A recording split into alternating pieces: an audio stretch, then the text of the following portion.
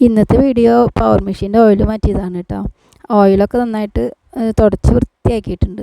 ഇത് ഈ മെഷീൻ വാങ്ങിച്ചിട്ട് ഒരു 5 മാസമായിട്ടുണ്ട്. അപ്പോൾ അതിന് ശേഷം ആദ്യമായിട്ടാണ് ഇപ്പോൾ ഇത് ഓയിൽ മാറ്റണത്.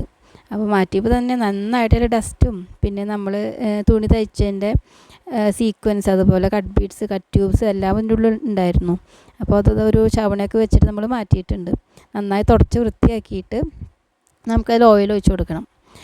ഈ ചെറിയ ഗ്യാപ്പിലൊക്കെ നിറച്ച് തടഞ്ഞിരിക്കും. അതൊക്കെ മാറ്റിയിട്ട് നമ്മൾ ഓയിൽ ഒഴിച്ച് കൊടുത്തിട്ടുണ്ട് കേട്ടോ. അപ്പോൾ നമ്മൾ ഈ ടാങ്കിൻ്റെ ഉള്ളിൽ ഒരു ലോന്നും ഹൈന്നും പറഞ്ഞിട്ടുള്ള ഒരു എംബ്ലം ഉണ്ടാവും. അപ്പോൾ നമ്മൾ ഹൈ വരെയാണ് ഓയിൽ ഒഴിച്ച് കൊടുത്തത്. പിന്നെ ഈ സ്ക്രൂ ഊരിയിട്ടാണ് നമ്മളിതിൽ ഓയിൽ മാറ്റണത്. അത് നമ്മൾ വീഡിയോ എടുത്തിട്ടില്ല.